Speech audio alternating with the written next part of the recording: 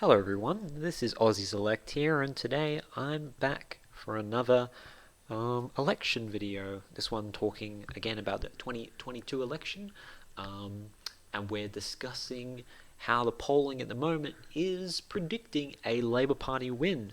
And I'll also show in this video how the Labour Party can win in the Senate. Not get a majority, but how they can win, which I'll explain what I mean by that later on. So here is the current House of Representatives adjusted to include the redistribution. I'm not sure about. As far as I know, from people's calculations, the redistribution, the removal of a seat from Western Australia has basically removed a seat from the coalition, and the adding of a seat of Victoria has basically given an extra seat to the Labor Party, and that's Whitlam.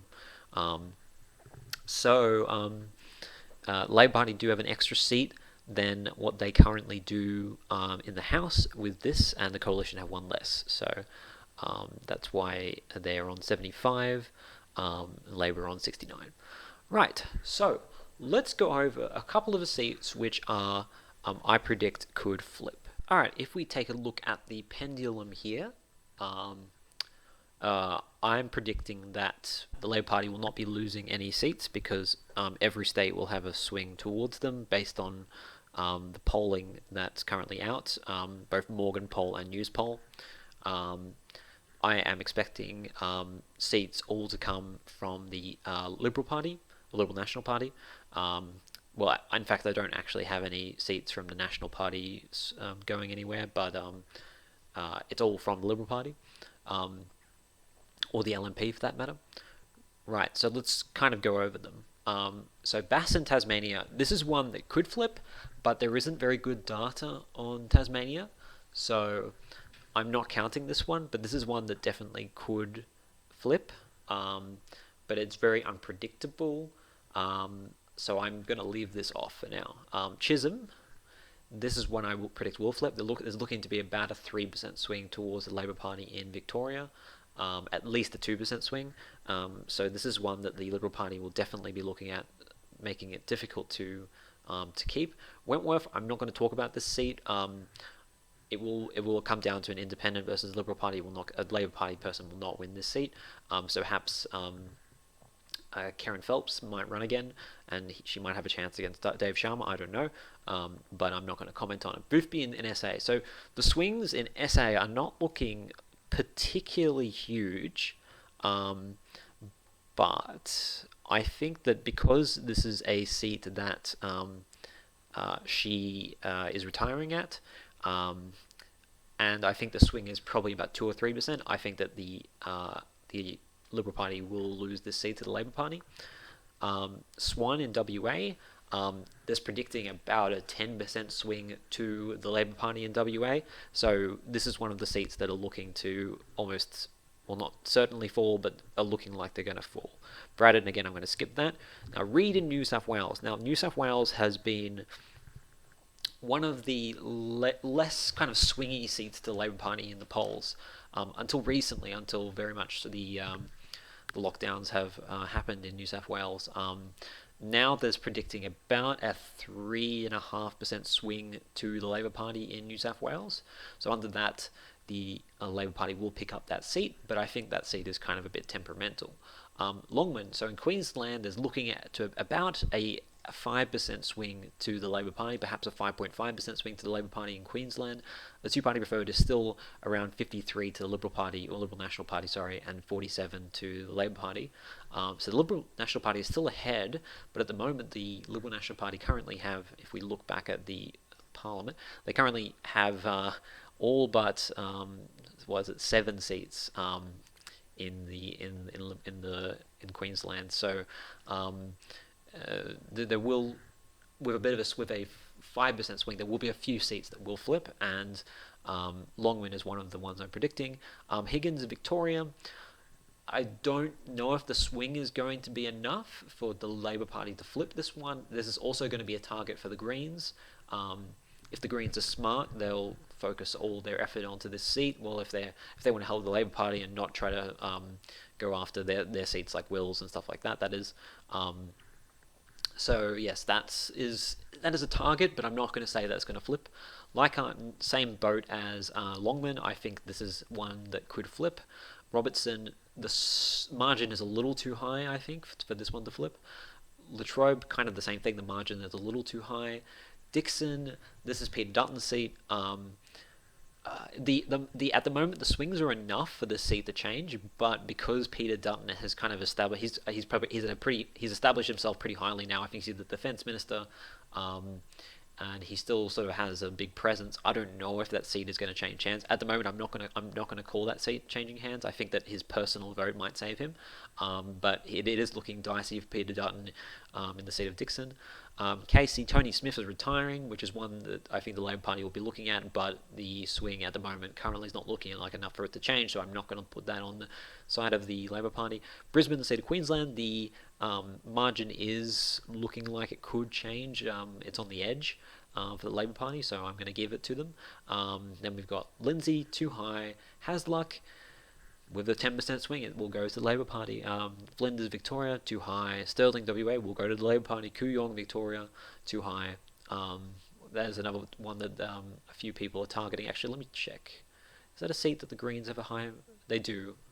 The two candidate was between the Greens, and so the Greens might be targeting that seat as well, but I still think that margin is probably a bit too high for them. Queensland, New South Wales, Sturt in SA, a bit too high, Bennelong, and then we have Pearce, which is Christian Porter's seat. I'm saying is a flip, and then we have all the way down here Tagney. No, this is getting a bit too much. So the seats I'm looking at that are going to flip are, and let me read them out to you: Chisholm, Boothby, Swan, Longman, Leichhardt, Dixon, Brisbane, Hasluck, Sterling, Pearce, and Reid. So if we were to change them over, this is what it would look like. Right, so looking at the House, this is the prediction that I am giving based on what I've just said then. Where we will quickly go over a few minor details. Craig Kelly, I'm assuming he's going to lose his seat here, and all of the independents and minor parties, I'm assuming, are going to keep their seats that they were elected to in the last election. That may change, especially when it comes to Zelly Steggall in Warringah, who was kind of elected on an anti-Tony Abbott vote, and perhaps Indi, who the representative there, was only elected sort of as a candidate for, I believe it was Kathy McGowan. I'm not sure what the independent is called there. I'm sorry. Anyway, and Rebecca Sharkey, she might become an independent, but I believe she'll keep her seat. Andrew will keep his seat, and Adam Band will keep his seat, and so it looks something like this. Again, I'm assuming that Peter Dutton will keep his seat in Queensland, even though it's sort of on the blanket swing in Queensland, he would have lost his seat. But the Labor Party, it does have a victory for them here, but I will say that this victory is uncertain because whilst the Labor Party are ahead in the polls, and this probably is looking at about a margin of 52-48 to the Labor Party, they could easily, the polls could narrow, and they usually do when it comes closer to an election campaign.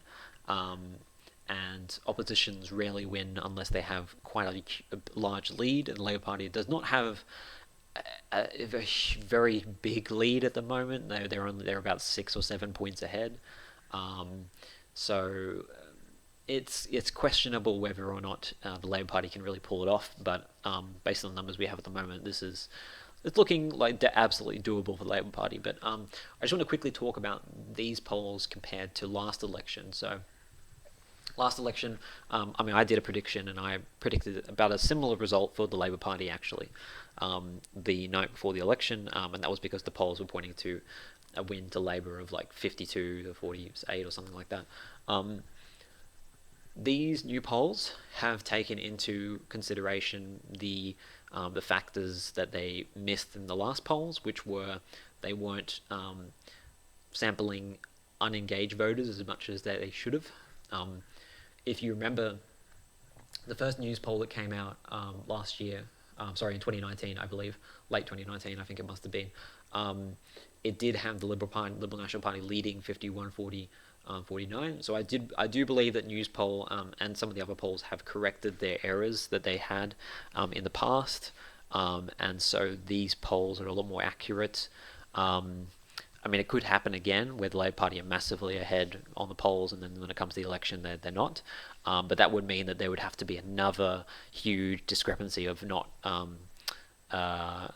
sampling a whole huge demographic. So it would be a twice the oversight of the last election, essentially, if they don't do that.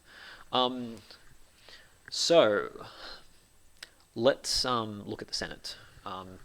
Predicting Labour Party victory in the House based on basically just blanket swings in each state. The Senate is interesting because, I mean, regardless of who wins the House, often if you can get a good role in the Senate, it shows if you can be good at passing anything through, if you want to get any legislation passed. And I'm predicting a few, based on the polling numbers, a few things which are sort of same old, and a few things which are a bit kind of interesting. So the only real state which is looking kind of like, and I'll just put in the territories here because they're all going to be the same. The Greens are not going to get a seat in the ACT. So New South Wales, it's probably going to stay like this. I don't think the Labor Party really can pull off anything more than that. At the moment, the two-party preferred in New South Wales is looking only barely with the Labor Party ahead. And if you do want to get like your side of politics, so either the left or the right, want to get 4 seats out of 6, you're going to need to get about over 56% in two-party preferred in order to do it. Speaking of which, Queensland, so for the last couple of elections, I believe 2013, 2016 and 2019, the coalition haven't enough they've had about a two-party preferred of around of about 54 to I think last time it was 58. So they have had enough to be able to get 4 seats out of 6, at least in combination with One Nation. So Pauline Hanson is running again.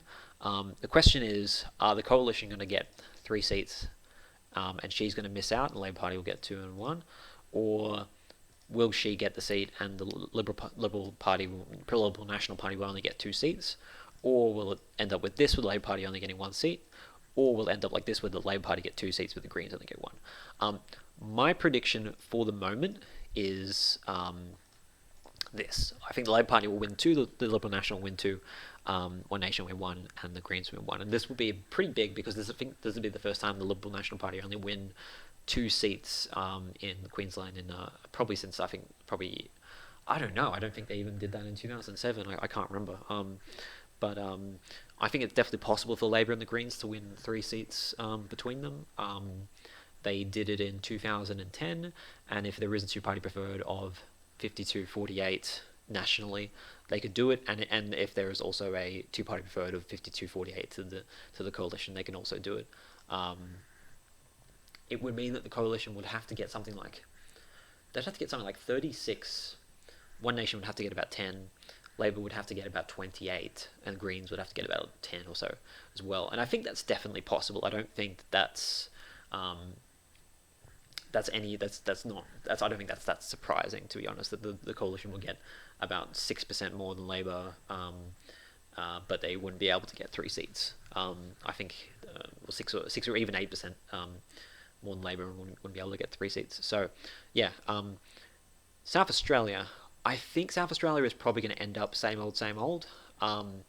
The polls, some of these polls are looking pretty good for the Labor Party, but I just don't think they're going to reach enough in order to get more than 3 seats in combination with the Greens. So the two-party preferred is like 54-46 to Labor. As I said, you need about 56-57. So yeah, I think the coalition will get 3 seats there. So if Nick Xenophon comes back, maybe he'll run for the Senate and get a seat. I don't know. Oh, I just quickly want to go back to Queensland and just talk about one little thing, and that is the Liberal Democrats. So the Liberal Democrats are running under Campbell Newman. in the Senate. I don't believe he's going to get a seat. What I do believe happened is he's going to split the right vote a little bit, and it's going to mean that more coalition preferences um, exhaust, and so that will mean that it will reduce the vote for the coalition and I guess One Nation as well. So that's another reason why I think the right will only get 3 out of 6 seats in Queensland. Right, WA is very interesting because with a 10% swing, we're going to see this situation where the Labor Party have a two-party vote of 55 to 45. I think this is unlikely. I think the polls will narrow. I think the issue of COVID won't be as prevalent when it comes to March next year when the election is, and I think things will kind of go back to sort of normality by then. So I don't think Labor will win 3 seats here. I think it's possible, but I think it's highly unlikely. As for Victoria, I think it's more likely that the Labor Party will win 3 seats. They are polling at the moment very high. A lot of polls are saying in the late 50s. And the primary vote for Labor and the coalition are looking to be about equal, with the Greens on almost a quota for themselves. So it will come down to the wire, but I think it's definitely a seat that the Labor Party will pick up. But things can change before now in the election, and there could be terrible COVID in Victoria, and people will hate Daniel Andrews, and so they'll hate the Labor Party. So I think this is likely as well. As with Tasmania, Tasmania is the most left-wing state in Australia, and I think won't be a surprise if Labor Party get 3 seats here and the Greens won, because it's not pretty normal. Jackie Landy is not running again; she's already got a seat. So it will just be, if there's a Jackie Lambie candidate, it won't be her. So it won't have that personal vote.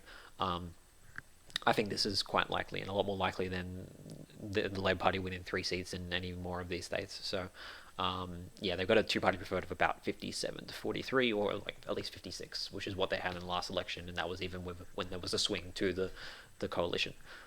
Yep, so that's that. So this is about what I think the Senate is going to look like, and as you can see here, it is pretty good for the Labor Party. It is not very good for the coalition. Because if you can see here, the Labor Party have 26 seats, 12, that's 38, and then they need either One Nation or Lambie to pass anything. The coalition, even if they had One Nation and Lambie, they could not pass anything because they'll only have 38, and they don't have the Labor Party and Greens have a blocking majority. So at the moment, the Senate is looking pretty good for the Labor Party, especially as they could pick up potentially another seat in either WA, SA, or Victoria. But they still have to hang on in Queensland. This is still questionable whether they'll do this well in Queensland.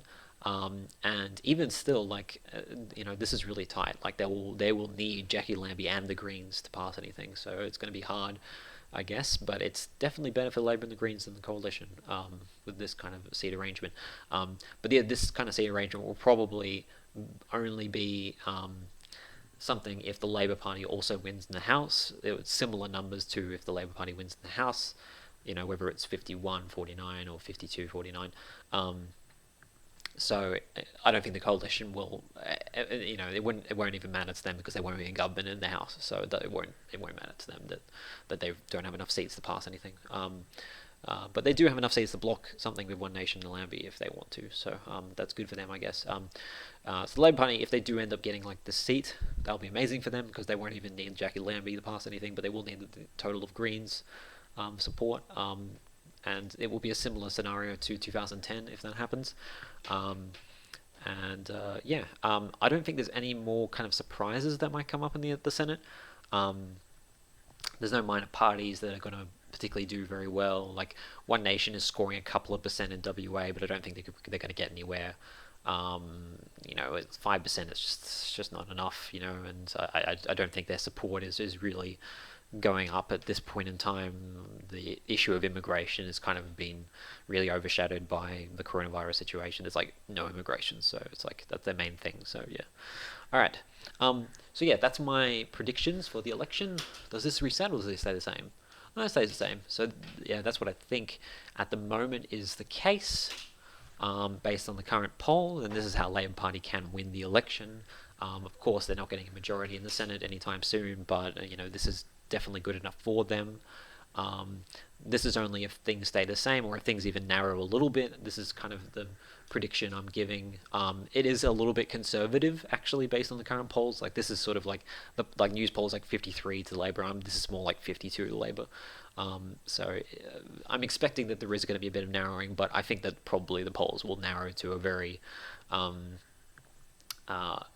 very short margin by the time the election happens.